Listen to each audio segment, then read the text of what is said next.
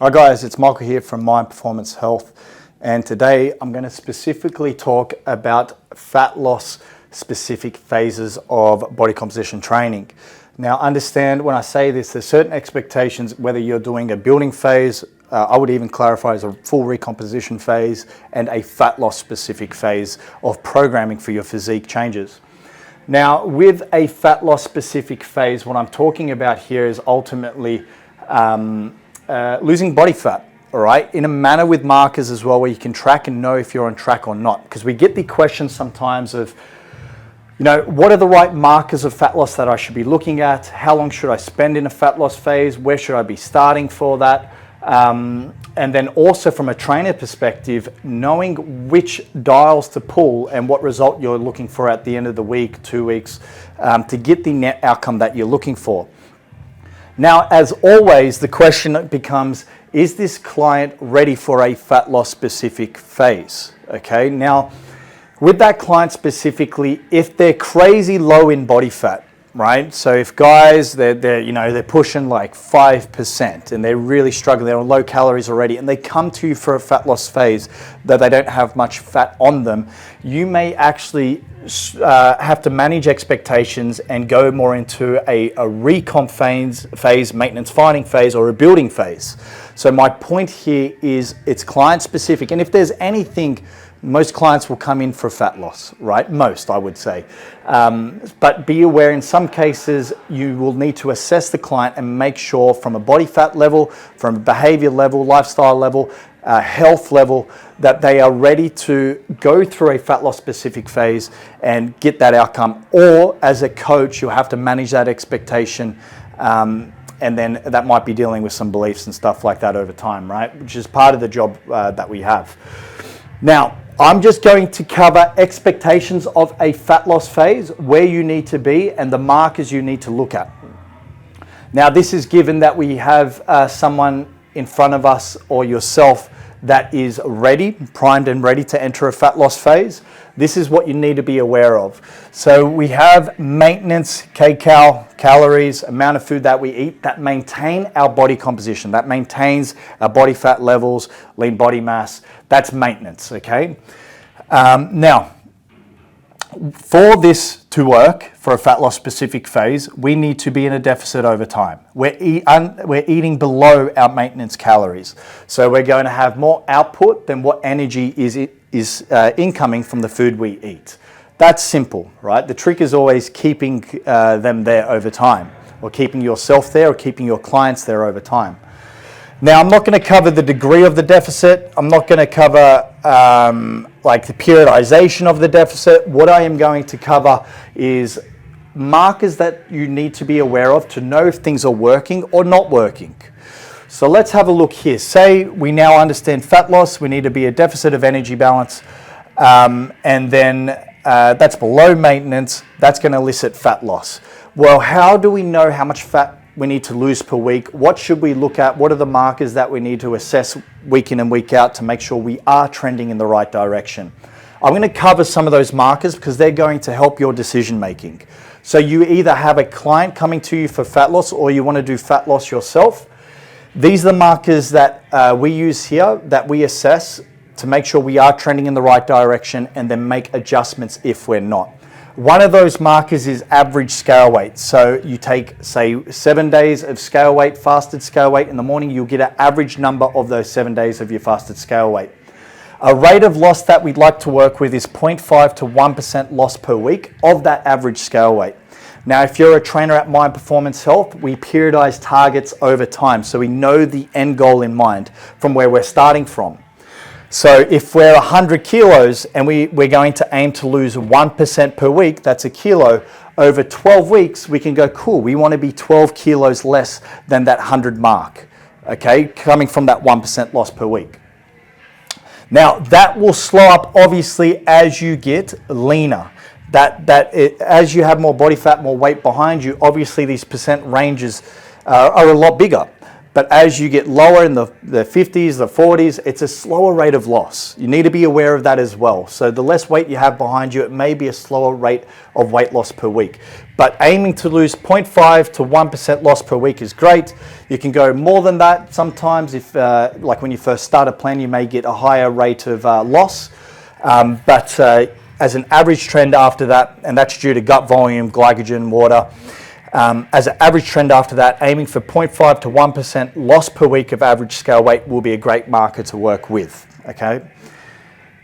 Body fat percentage, and we're not talking about mini cuts, that could be higher, we're not talking about that. I just want you to keep in mind that as an average trend, that'd be a good marker to work from and with and assess weekly. Now, body fat percentage, 0.5 to 1% loss per week is a great marker to work with as well. So very simple, much like scale weight, 0.5 to 1%. So if you're trying to track numbers and pre-plan things, if you're 20% body fat at the end of 12 weeks, you would aim to lose 6% on the lower side of total body fat. That's losing 0.5 per week over 12 weeks, up to 1%, which would be 12% loss. Okay, so you can pre-plan and go, cool, from a minimum marker, I may want to be here. From a maximum marker, I may want to be here. But you need to make sure it's a realistic expectation. Super important. Like I said, if you're 10% body fat, well, going to 0% is going to be unrealistic. So you need to make sure it's realistic over time, but you need to nail in these numbers. And if you don't know what's realistic, get help from someone professional to help you know what is. So 0.5 to 1% loss per week of body fat is a good marker to work with. Sum 10, this is to do with skin folds. If you're a trainer, the 10 sites of the body, this will minus the quad and hamstring. Now, with this 3 to 5 millimeter loss per week, so that's millimeters when we're doing our pinch. Okay, so some for you, it may not be as relative, but as trainers, definitely, especially with Mind Performance Health, and if you're not from Mind Performance Health, it'll be relative as well. But 3 to 5 millimeter loss per week on the skin folds, on the sum 10 is a great marker to work from, and then you can plan with as well, okay? Now, body tape specifically, and to clarify this, above navel, waist, 0.6 centimeters. 0.6 centimeters is great as an average loss to work with, and then a quarter inch, depending which measurement you're using, a quarter inch per loss per week as well. Good measurement to use as well, and you can combine these over time to make better decisions, and I do recommend that. Photos, obviously, as well, because they will not lie, and you can use other things like dress sizes and that too, but we'll stick with this. Photos per week, you want to combine with this to make sure that the data you're seeing is corresponding with physical changes, because that's what we're looking for ultimately at the end of the day. Now, I combine as much data as I can with all of this to make better decision making each week. And what I mean by that is if I'm not losing my 0.5 to 1% of scale weight, of body fat, 3 to 5 millimeter or sum 10, I will look at the plan, I will assess the plan, make sure all variables are in check. There's many variables to check, which we won't run through in this particularly, but I do understand I will assess compliancy, consistency, the variables of body composition that matter. And then I may make adjustments, given that I don't have to clean up some variables, but I'll make some adjustments with the nutrition plan to either go more into a deficit or make some adjustments with training to once again create that energy deficit, that demand to elicit more fat loss, to hit these markers, okay? It'll help decision making. So review this weekly in a fat loss specific phase and trend. Once again, as Mind Performance Health coaches, you will have your tracking sheets. This is where you'll set up your targets over periodization to make sure you're trending each week. It's very important that you get the data each week, correspond it with your targets, and then if it's not on target, make the adjustment with the plan to hit the target. That may be nutrition or training. It may be adding in a little bit more cardio. It may be adding in or taking away some more food for a deficit, fats or carbs most likely. Or it may be adding more output in the day with steps, whatever it is, some small adjustments to hit these outcomes over time. Super important you do that. Super important you do that, okay? And once again, it's important to manage realistic expectations. If you have a client come to you that's 16% and they want to get to 10% body fat, you can go, cool. All right, sorry, the video cut off, but I want to reinstate this. Make sure you know where you're going is realistic. So to say again, if you have someone at 16% and they want to go to 10% and it's a guy, it's a male, that could be realistic. And this is covering there's no health issues or anything like that, okay? You need to assess that. But from a body fat perspective, that could be extremely realistic to do within the 12 weeks, within those ranges. If you have someone that's a guy, a male, they're already super lean, they're at 6% body fat, they go, cool, I want to get even leaner, you may only have a little bit of a wiggle room to go down before you actually have to come up with calories before you get negative effects. That could be a possibility as well. All right, so you need to understand your targets. Guys will start to get pretty damn lean in accuracy of sub 10%, okay, of body fat levels. Like that's getting pretty lean. Obviously with competitors, we'll go a little bit lower. A good range too is about 30 millimeter, just so you understand, of sum 10.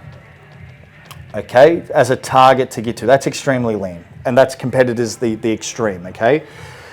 For ladies, getting into the teens of body fat percentage is a good range to get into. Average marks like mid-20s up to high-end 20s. For the ladies, getting into the teens is a great marker to get into for body fat percentage where they will get leaner, okay? So you need to manage those expectations as a coach, as a trainer, and as yourself to make sure you can actually achieve the outcome and you know where you're going and you also know what is possible. Extremely important to do that. So as a coach at Mind Performance Health, if you do not understand how to do that, check in with your trainer manager so then they can cover what is realistic and make sure you are hitting those expectations properly, because ultimately that's going to be the difference between you achieving the outcome and not achieving the outcome.